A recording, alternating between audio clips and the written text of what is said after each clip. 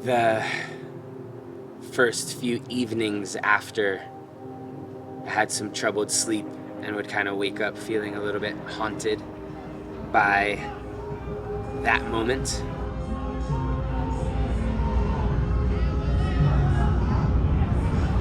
I think that might sound kind of dramatic, but it was something that was really important to me and to two of my good friends, and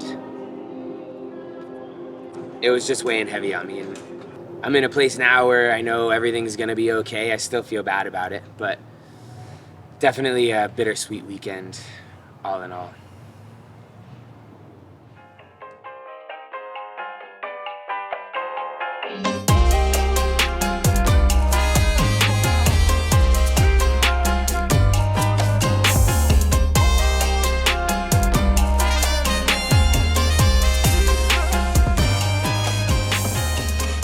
I think we set ourselves up in a tough spot this year because everything was kind of in comparison to last year. Last year was euphoric.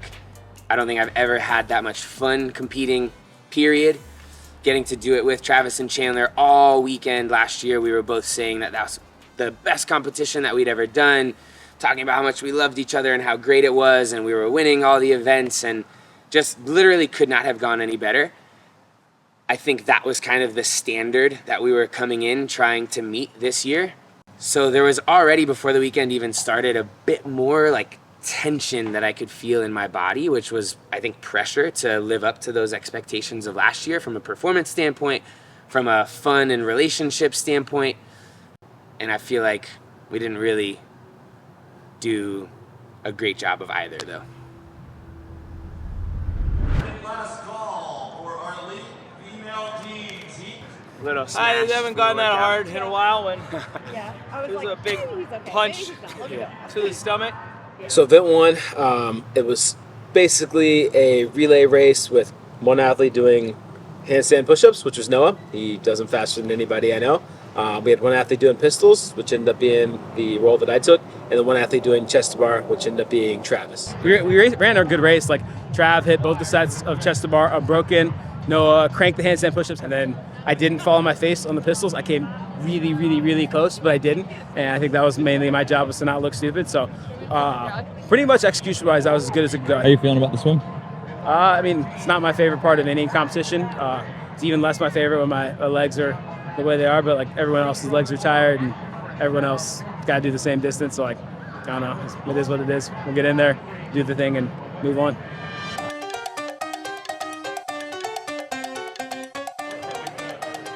I was supposed to open up, do the D-ball cleans. I was gonna take a chance and try to go unbroken on those, even if it would fatigue me a little bit if I could get in the water first. I felt like that would be an advantage, not having to like bob and weave through the crowd. So I did my D-ball cleans unbroken. I came out of the water in second behind Brent, but was able to catch him on the D-ball squats. Chandler did his swim portion in the middle, actually did really, really well. I think kept us in the lead. And then Travis was able to close it out with us in the lead, so we won the swim portion of that workout. Hey everybody, welcome. Event 2 done. In the books, we did it. We did some running, we did some swimming, we did some squatting, we did some cleans. We did it real fast, like Ricky Bobby fast. In theory, now we're 2 victories deep, 2 events into Wodapalooza. The run, couldn't exactly tell where we were based on the field, but I think we finished that, it seemed like in our heat, like 4th or 5th. So I was thinking, okay, we won the swim portion, 4th or 5th on the run. Maybe somebody else in that original heat could have gotten our run time. And when we pulled up the leaderboard, it turned out we finished 16th on the run, which was kind of an unpleasant surprise. Oh, At what point did you realize, okay, I'm fine? I'm okay. probably 15 minutes after I laid down. And I was like, all right, I'm fine. Yeah, good. But in the moment, I was like, why am I here? Like, what am I doing with my life? Just contemplate everything that you've ever done. I'm proud of you. And then what's funny, Lauren just texted me. She's like, I know you don't feel well, but you just did really well. And I was like, okay, that's fine. Thanks, babe. Thanks, loves. Love ya. Love you. Love you a lot. But I still felt like garbage, regardless of what she said. It's a lot of baby videos back and forth between Jesse and I. This one was actually pretty cool. This guy's just like crossing up his kids. Awful obedience. Set your feet, bro. Miserable. I thought we could do pretty well on both. I am very surprised by the 16th on the run thing, but we focused more on the Metcon because we were trying to do both. But when you try to do both in something like that, even if you are fitter than other people, like the fact that other people are making a conscious decision to only play one game, that puts them pretty far ahead. We'll do it right now. I'm not. Fine, Trav. Too cool to kiss the boys. I'm not. I would.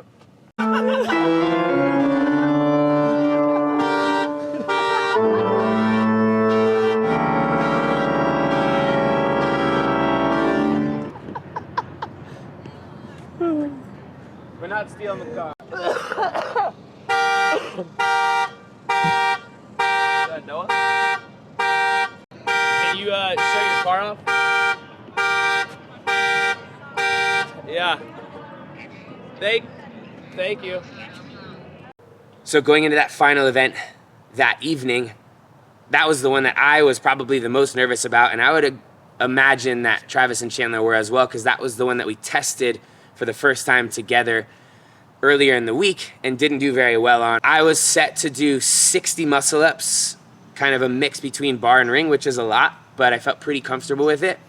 Travis and Chandler were doing most of the bar work, and I thought that if we distributed all that work properly, we could do really well there again, because I've got a pretty good gymnastics capacity. Both of those guys are very good on the barbell, so felt like that could fare well for us. Ended up taking 5th or 6th overall, and I think finished day 1 in 2nd place overall, which doesn't sound bad, but it didn't feel good. I don't know if I'm the only one that felt that way. We didn't really discuss it a whole lot, but I felt like we didn't execute perfectly today. We had a couple wins, but we also had a couple unexpected, like the 16th and the 6th, that I felt like we should have done a bit better on. And I was nervous about us being able to get back in the lead and close it out on the final day.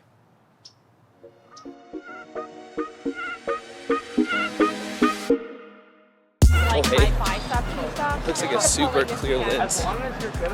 You're okay, Crystal right? clear. Like I'm seeing my reflection, I figured this weekend, like, which is odd. like when I was at States, I kept mentioning that. How you feeling today? Why is it Good, going man. so fast? Much better than yesterday after event 1. But like, So like, I feel like real high and then, each like, workout I'm just kind of getting fitter and fitter. So How are you guys we're doing? warming up the body. So now we get to rope climb fast. That's all that Do a bunch of other matters, stuff. right? Just trust each other and rely on it now. Sweet. I'll see you in a bit. That's a warm up for you.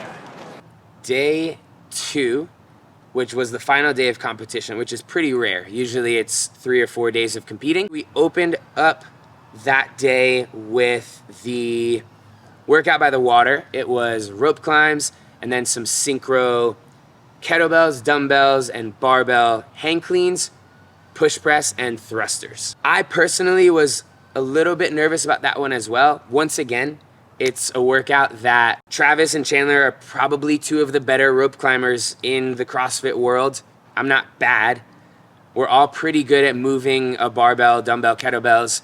So if we did what we're capable of doing, I thought we could do well on that workout. And that always, in my mind, is like a 1st, 2nd, 3rd place finish. I think we ended up taking 5th overall. And it just seemed like we kind of fell apart a little bit somewhere toward the end of the workout, both physically, just due to fatigue, and then I think a little bit in terms of our communication was not amazing. In theory now, there are only 2 more workouts of the competition. We have our max lift, and then in the evening, we had a multi-part workout. We had really drilled over the last 10 days. I think we'd all locked in on our openers and had gotten a good amount of reps at the opening weight that we thought we could hit. And for Travis, that was 395 for the front squat, 335 for Noah on the overhead squat, 360 for me. I hit 365 in the warm-up area. Noah hit 335 and Trav hit 385. And then we had an extremely long corral time. And because of that, I also took my opener down while we were in the corral from 65 to 55. And people, like, I think a lot of folks ended up dropping their openers down significantly because of the length of the time that we spent in the corral. And he stayed at his original weight, which I think was just maybe a little bit harder than it had been in the back because of how long we had in between. And I think we maybe were acting out of desperation's a stronger term than is necessary, but we knew that we had to start making up ground on the Canadian guys if we wanted to win. And sometimes when you take those big risks to try and get the win, the risk ends up not paying off. And that was one of those cases where it didn't pay off. When they first announced this workout, we didn't know what order of the weekend it was going to be in. I kind of assumed it would maybe be the first workout, so we'd be relatively fresh. And Chandler, Travis, Max, and I had a group thread where we were texting about numbers. We had probably 2 or 3 weeks to practice that. I did multiple sessions where I hit 335, 345, 355, and felt really confident in that. In the warm-up area, I hit 315, really crisp. I ended up hitting 335 really, really nicely. And in my mind, that was like, okay, I hit it in the warm-up area. I'm good to go. I'm going to open with that on the floor. I'm sticking to the game plan. They called us to walk down to the stage that we were doing that lift on from the warm-up area. And there were 2 groups sitting in the waiting area while another group was still going. And that made me a little nervous. I was thinking, all right, it's going to be a while before we actually lift. I would say, if I had to roughly guess, it was somewhere between 20 to 30 minutes between when I took my last lift in the warm-up area before I was taking my first lift on the stage in front of hundreds of people. In hindsight, I've kind of been like waking up nightmarishly, wishing that I had taken all those factors into consideration. The fact that it was the second to last workout of the weekend, there was some fatigue already in my shoulders. We had a huge waiting period in between. I wish I would have made an adjustment and gone down a little bit for my opener. Even 315 would have been easy relative to what I had been doing in the warm-up and leading up to the competition. So I should have opened a little lighter and then made a jump based on how that felt. I decided, kind of because of ego and because I wanted to go big for our team, to stick with 335. I missed. And that was like a shock to my system, a little bit of panic. But I took a deep breath, stepped back. I didn't want to distract Chandler and Travis because they both still had to lift. So I gave both of them their time to hit their lifts.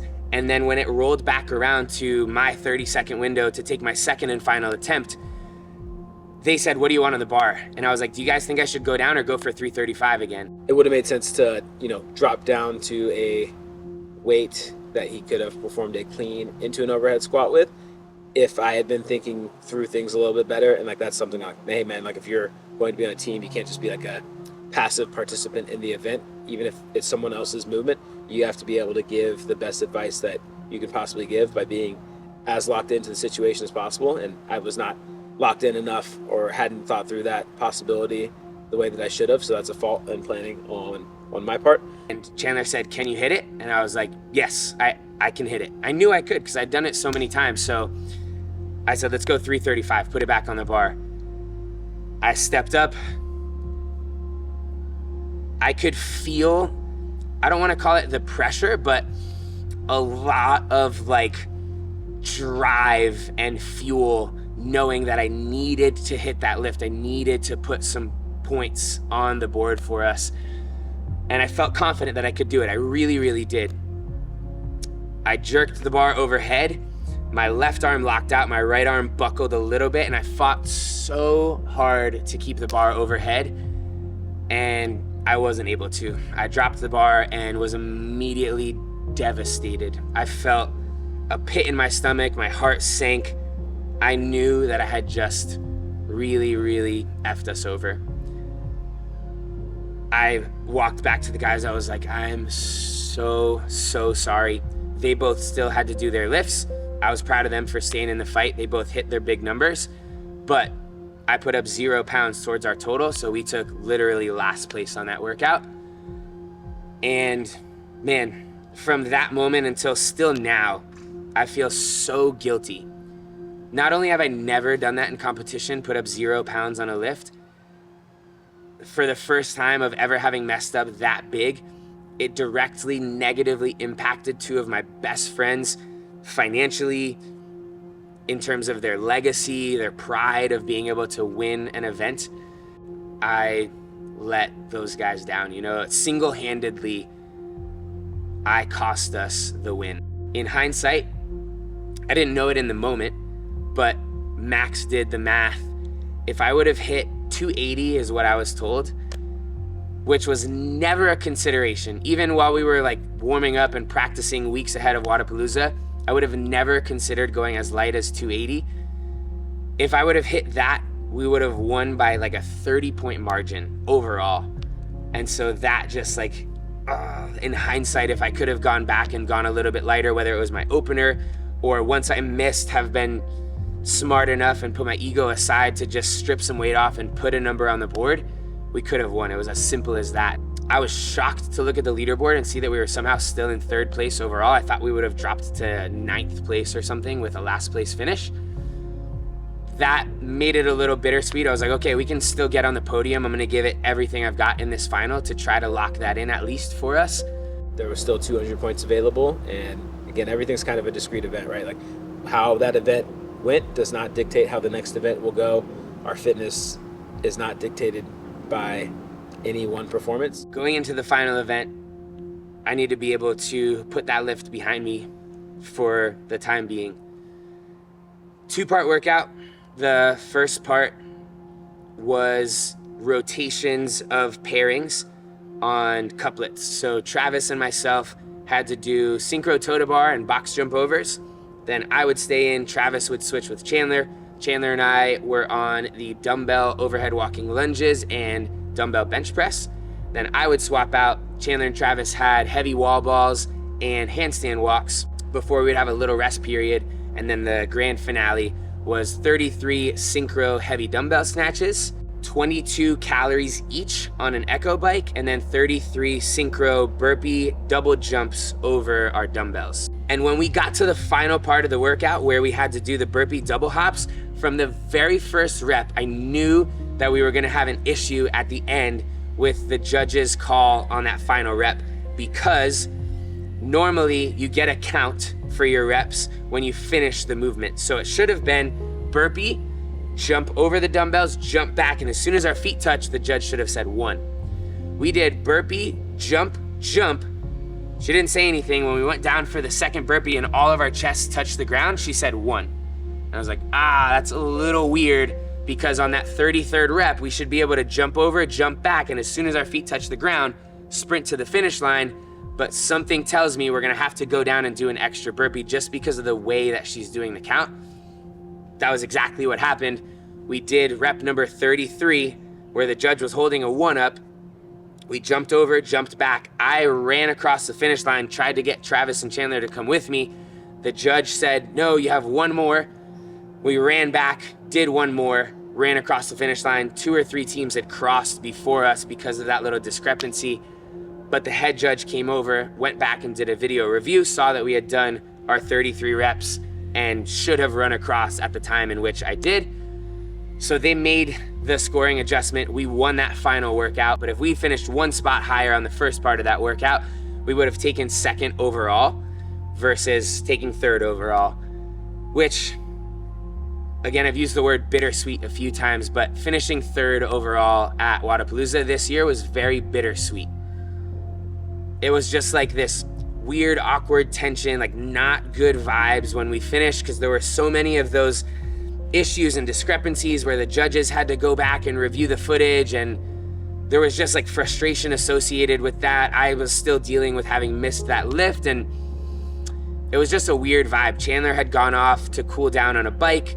Travis was kind of off doing his thing. I was off doing my own thing, and I just felt like I felt really disconnected from them and felt like I had still let them down, and we didn't know whether we had finished 2nd or 3rd. I knew we probably didn't win, and it just wasn't a great way to end it all. I think we got on the podium and it was one of those like, what's that girl's name at the Olympics where she was like sad face with the medal, kind of bummed out pose, and I hate to do that, you know, that feels a little entitled, like we should be happy that we were one of 40 teams to make the podium. But I think the fact that we had those high expectations of having won last year, we were in the fight all weekend. We could have won it if we had made that 1 lift, or if a couple of things had gone differently throughout the course of the weekend. That's what made not having won just feel a little bit more painful, stung a little bit more. At the end of the day, even though I know everything is gonna be okay, it's fine, like life goes on. We'll have other opportunities to find redemption. I'm gonna grow from my failure. All of that stuff is going to be the case. It still sucks to let your friends down. If they'll have me, I would love to take a shot at redemption next year. Another go round with the boys. I think that we definitely have the capacity to win. I think we've got the team dynamic, the friendship dynamic. I think we've got the fitness to do it, and there are probably other factors that we can control a bit better next year in order to come back and win it. And people watching this may think, what's the big deal? It's just Wodapalooza. The games is like the pinnacle of our season, but it's still, all of them are meaningful. You know, when you commit to putting everything on the line and competing, you always want to do your best. You always want to win. So it does mean a lot, and I want the chance to make it up to those guys and try to prove that we are a first place caliber team. So hopefully Wodapalooza 2024, the boys can make another run at trying to get back on the top of the podium.